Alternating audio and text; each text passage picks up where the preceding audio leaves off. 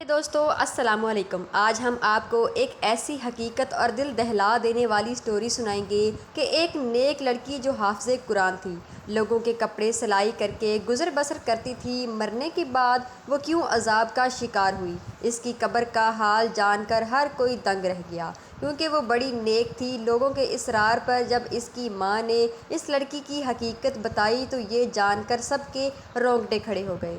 لہٰذا گزارش ہے کہ اس ویڈیو کو آخر تک ضرور دیکھیں، کیونکہ بہت ساری عورتیں کپڑے سلائی کرتے وقت ایسی غلطیاں کرتی ہیں۔ آج کی کہانی بڑی ہی سبق آموز ہے ان عورتوں اور مردوں کے لیے جو سلائی کڑھائی جیسا کام کرتے ہیں، کیونکہ انجانے میں ایسا گناہ کر دیتے ہیں جس کی وجہ سے انہیں بہت سخت عذاب کا سامنا کرنا پڑ سکتا ہے۔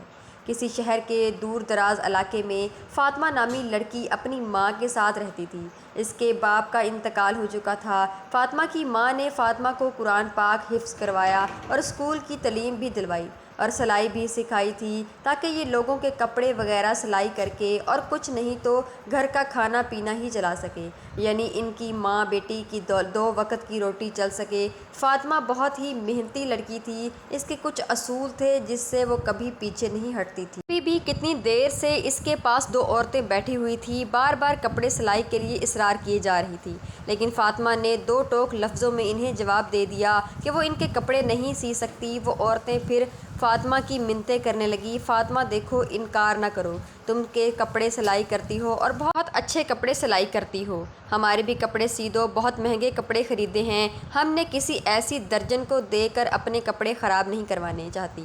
تو تم جانتی ہو تمام گلی محلوں کے عورتوں تم سے ہی کپڑے سلواتی ہیں، تم کے نام بہت ہی اچھی سلائی کر کے دیتی ہو اور کپڑے پہننے بھی بہت اچھے لگتے ہیں۔ فاطمہ بولی، لیکن جیسا ڈیزائن آپ لوگ بول رہی ہو اس طرح کے کپڑے میں سلائی نہیں کرتی۔ ان کپڑوں میں پورے بازو نظر آئیں گے، شلوار کا ڈیزائن بھی ایسا ہوگا، پونچوں سے اوپر پاؤں دکھیں گے، توبہ توبہ، میں ایسے کپڑے کیسے سلائی کر سکتی ہوں۔ فاطمہ نے یہ بول کر صاف انکار کر دیا۔ عورتیں کہنے لگی، ہم تمہیں 600 سلائی دینے کی بجائے 1000 جوڑی کی سلائی دیں گے، ہمیں تمہارے ہاتھ کی سلائی بہت پسند ہے، تم بہت نفاست سے کام کرتی ہو۔ فاطمہ کھڑی ہوئی اور کہنے لگی، نہیں باجی، میں سلائی نہیں کروں گی، اور پھر وہ اپنے باورچی خانے کی طرف چل پڑی۔ فاطمہ کی اماں نے شرمندگی سے ان دونوں عورتوں سے معذرت کی اور کہنے لگی، میری بیٹی تھوڑی پردے دار ہے، وہ اس لیے اس طرح کے کپڑے نہیں سیتی۔ وہ دونوں عورتوں کی جانے کے بعد فاطمہ کی ماں نے فاطمہ سے کہا، بیٹی تم کیوں لگی روزی کو دھکا دیتی ہو، آخر تم کپڑے سلائی کیوں نہیں کرنا چاہتی تھی، کوئی 4 پیسے آ جاتے۔ فاطمہ بولی، اماں میں ایسے ہی کپڑے، بے حیائی والے کپڑے کو سلائی نہیں کر سکتی۔ اتنا کہہ کر فاطمہ اپنا دوپٹہ سیٹ کرتے ہوئے وضو کرنے چلی گئی اور اس کی ماں بھی خاموش ہو گئی۔ وہ جب بھی فاطمہ سے کوئی بات کرتی تو وہ اسی طرح کے جواب دیتی، انہیں اپنی بیٹی سے بہت۔ اس کی ماں بھی لوگوں کے گھروں کا کام کر کے آتی تھی اور بیٹی گھر پر محنت کرتی تھی۔ ایسا کرتے کرتے فاطمہ نے اپنے پورے جہیز کا سامان بنا لیا۔ پھر فاطمہ کی ماں نے اچھا لڑکا دیکھ کر فاطمہ کی شادی کر دی۔ وہ لڑکا غریب ضرور تھا لیکن فاطمہ کی بہت عزت کیا کرتا تھا۔ فاطمہ کی ماں نے شادی طے کرتے وقت یہ کہا تھا کہ میرا کوئی سہارا نہیں میری بیٹی کے علاوہ، اس لیے میں اپنی بیٹی اور دماغ کو اپنے گھر میں ہی رکھوں گی۔ وہ لوگ بھی مان گئے۔ اس طرح فاطمہ شادی کے بعد اپنی ہی ماں کے گھر دوبارہ سے رہنے لگی۔ اس کا شوہر جتنے بھی پیسے کماتا لیکن گھر کا گزر بسر پھر بھی چلتا رہتا تھا۔ فاطمہ کو کپڑے سلائی کرنا ہی پڑتے تھے۔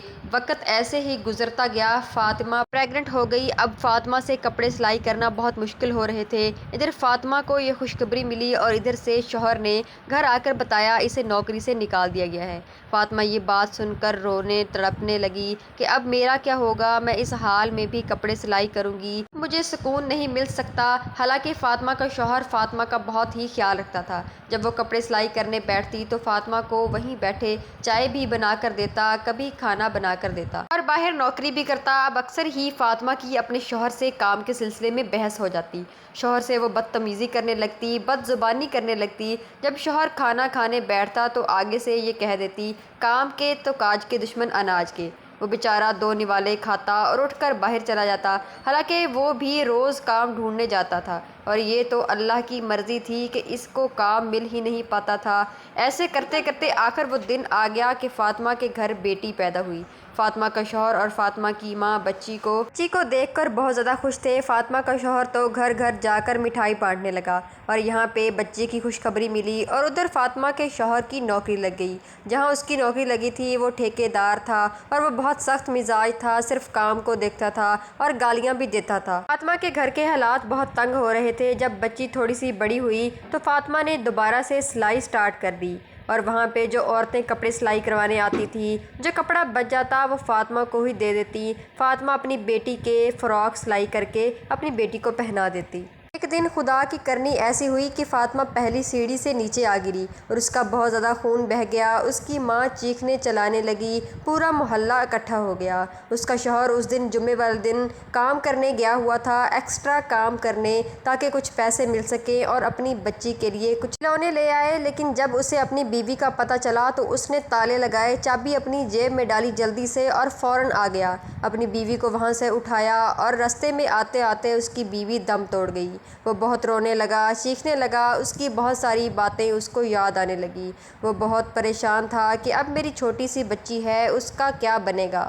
فاطمہ کی تدفین کر دی گئی اور اس کا جنازہ اٹھا لیا گیا، قریبی قبرستان میں لے گئے۔ اس کے شوہر نے خود ہی اس کی قبر کھودی۔ جب وہ قبر کھود رہا تھا تو اس کی جیب سے وہ چابیاں گر کے قبر میں گر گئیں۔ وہ دفنا دیا گیا اس کو، اور جب شام کو گھر آ گئے سب لوگ اپنے اپنے گھروں کو چلے گئے۔ فاطمہ کی ماں مسلسل روئے جا رہی تھی اور ایک ہی بات کہہ رہی تھی کہ میری بیٹی ابھی تو کپڑے سلائی کر رہی تھی اور یہ کیا ہو گیا۔ اس کا داماد اس کا خیال کرنے لگا، ساتھ ہی ساتھ اپنی بیٹی کو گود میں لیے اس کو بھی سنبھال رہا تھا، اور سوچ رہا تھا کہ اگلے 3-4 دن کے لیے چھٹی کر لے اور اپنی بیٹی کا گھر میں خیال کرے۔ لیکن وہ اپنے مالک کو بتانا چاہتا تھا کہ میں 2-3 دن اور نہیں آؤں گا۔ لیکن جب اس نے چابی جیب میں دیکھی تو جیب خالی تھی، اس میں چابی موجود نہیں تھی۔ اس نے بہت سوچا کہ آخر کار چابی کہاں چلی گئی۔ جب اس کی ساس نے اپنے داماد کا مرجھایا ہوا چہرہ دیکھا تو اس سے پوچھ لیا کہ کیا وجہ ہے۔ ان دونوں نے مل کے بہت سوچا کہ آخر کار چابی کہاں گئی، تو فرقان کے ذہن میں آیا کیا پتہ چابی جب میں قبر کھود رہا تھا تو اس میں گر گئی ہو۔ وہ بہت پریشان ہوا۔ اتنے میں ٹھیکیدار کا فون آ گیا اور وہ کہنے لگا کہ میں نے صبح مزدور لگانے ہیں تو مجھے ابھی کے ابھی چابی دے کے جاؤ۔ تو وہ بڑا پریشان ہوا کہ اب میں کیا کروں۔ اس نے کوئی جواب دیے بغیر فون کٹ کر دیا اور سوچنے لگا کہ اب کیا کروں۔ وہ قبرستان کی طرف جانے لگا۔ رات کے 12 بجے تھے۔ اپنی بیٹی کو گھر سلا کے وہ قبرستان کی طرف چل دیا۔ اس کا دل گھبرا رہا تھا، لیکن وہ قبرستان پہنچ گیا۔ اپنی بیوی کی قبر پر پہنچ کر وہ قبر کو کھودنا شروع کر دیتا ہے، پاؤں کی طرف سے کھودنا شروع کرتا ہے۔ اب وہ گھبرا بھی رہا ہوتا ہے، اتنے میں گورکن آ جاتا ہے۔ وہ پوچھتا ہے کہ تم کون ہو، کفن چور تو نہیں؟ وہ آدمی فرقان اپنے لائٹ منہ پہ مارتا ہے اور دکھاتا ہے کہ میں اس کا شوہر ہوں جو شام کو دفنا کر گیا تھا۔ گورکن نے کہا کہ تم ایسا کیوں کر رہے ہو؟ تو وہ کہنے لگا میری قیمتی چابیاں اس قبر میں رہ گئی ہیں تو اس کو نکالنا ہے، میرے لیے بہت ضروری ہے۔ گورکن بھی اس کی مدد کرنے لگا اور دونوں مل کر قبر کی اچھی خاصی کھدائی کر لیتے ہیں۔ فرقان جب قبر کے اندر جھانک کے دیکھتا ہے تو پیچھے آ کے گر پڑتا ہے اور کہتا ہے یہ کیا ہو رہا ہے؟ میری بیوی کی قبر میں عذاب، یہ کیا ہو گیا؟ ایسا کون سا گناہ کرتی تھی وہ تو بہت نیک تھی، پارسا تھی۔ گورکن کہنے لگا چابی کا تم کوئی اور انتظام کر لو اور دیکھو تمہاری بیوی کو کس چیز کا عذاب ہو رہا ہے، تم پتہ لگاؤ آخر ایسا کون سا گناہ کیا کرتی تھی اور توبہ استغفار کرتے رہو۔ فرقان جب روتے روتے گھر پہنچا تو اس کی ساس نے اس کی حالت دیکھی تو پوچھا کیا ہوا۔ اس نے سارا ماجرا بتایا کہ فاطمہ کو قبر میں عذاب ہو رہا ہے، وہ اتنی نیک عورت تھی، اس کو کیسے عذاب ہو سکتا ہے؟ میں نے جب قبر کھود کے دیکھا تو اس کی قبر میں آگ بھڑک رہی تھی، میں نے آگ بجھانے کی کوشش کی لیکن وہ زیادہ ہی بھڑکنے لگی۔ گورکن کہنے لگا یہ عذاب الہی ہے، تم پیچھے ہٹ جاؤ۔ میں نے اور غور سے دیکھا تو میری بیوی کے ہونٹ بڑے بڑے ہو چکے تھے، سیاہ ہونٹ ہو چکے تھے اور وہاں سے آگ نکل رہی تھی۔ دونوں ساس اور داماد ساری رات روتے رہے اور مغفرت کی دعا کرتے رہے۔ اس کی ساس نے کہا، بیٹا تم جاؤ پاس والے مسجد کے امام کے پاس، وہ بہت نیک ہیں اور پہنچے ہوئے ہیں، وہ ضرور ہمیں کوئی حل بتائیں گے۔ فرقان نے وضو کیا اور پاس والی مسجد میں نماز ادا کرنے کے لیے چلا گیا۔ جب نماز ادا کر لی تو سائیڈ پہ جا کے امام صاحب کے ساتھ ساری باتیں کیں۔ امام صاحب نے کہا، مجھے فاطمہ کی ماں کے پاس لے جاؤ، میں ان سے خود بات کرنا چاہتا ہوں۔ فرقان امام صاحب کو گھر لے آئے اور ان کی ملاقات کروا دی۔ امام صاحب فاطمہ کی ماں سے پوچھنے لگے کہ آپ سوچ کے بتائیں کہ فاطمہ کون سا ایسا گناہ کیا کرتی تھی، کہیں وہ چغلی تو نہیں کیا کرتی تھی؟ اس کی ماں نے کہا، نہیں، وہ اس کو فرصت ہی نہیں تھی، وہ ہمیشہ کپڑے سلائی کرنے میں بیزی رہتی تھی، اس نے کبھی بھی چغلی نہیں کی تھی۔ امام صاحب نے کہا، ہاں میں جانتا ہوں فاطمہ میرے پاس ہی تو قرآن حفظ کر کے گئی ہے، لیکن پھر بھی آپ غور و فکر کریں، آپ غور سے سوچیں کہ وہ کون سی ایسی اس کی عادت تھی جو وہ مسلسل کیا کرتی تھی اور اس کو منہ کو ہی عذاب ہو رہا ہے۔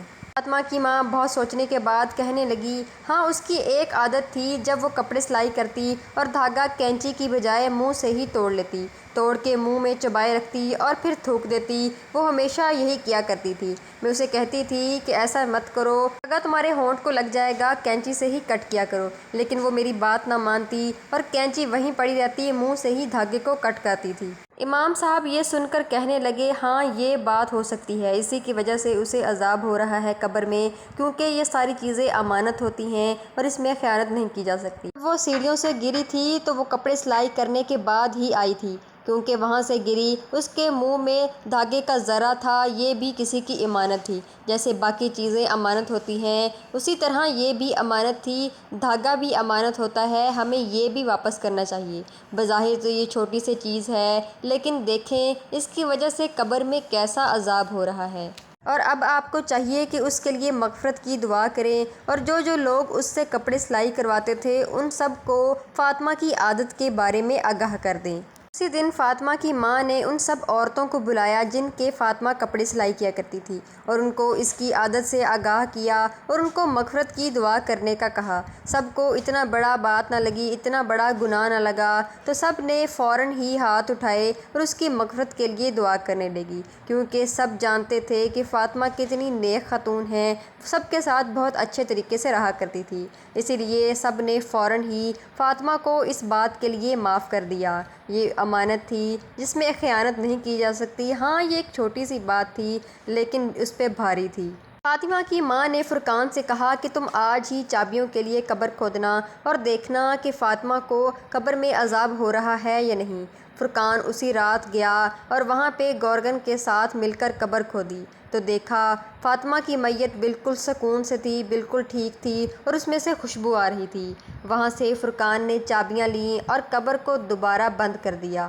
فرقان نے یہ سارا معاملہ اپنی ساس کو بتایا اور اس کی ساس نے اللہ کا شکر ادا کیا کہ اللہ نے اس کی بیٹی سے عذاب ہٹا دیا۔ دھاگے کا ایک ذرہ بھی امانت کا ایک حصہ ہے، تو آپ لوگوں کو چاہیے بہت ہی سمجھ کے خیال سے چلیں کہ قبر میں چھوٹی سی بات پر ہماری پکڑ نہ ہو سکے۔